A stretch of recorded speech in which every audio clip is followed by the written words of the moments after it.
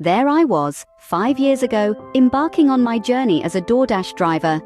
Little did I know, this ride would gift me a wealth of knowledge, and today I'm here to share 7 hacks that Doordash might prefer kept under wraps. So buckle up and prepare to become a master of the trade. First up, the hack that might just be your saving grace: reactivating or creating a new Doordash account if you get deactivated. I've delved deep into this in a previous video, so feel free to check that out for a comprehensive guide. Next, let's talk free food.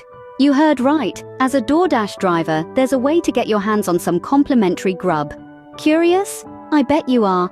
Moving on to the third hack, this one is about getting paid for an order that was already delivered.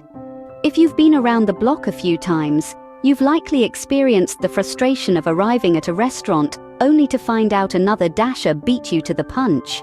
Number 6 on our list is a gem. You can see stack order pay individually. This one might take some getting used to, but it's a game changer, trust me.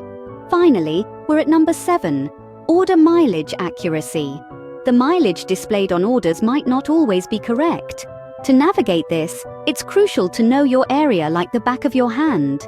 And there you have it, 7 hacks to help you ace your daily dash.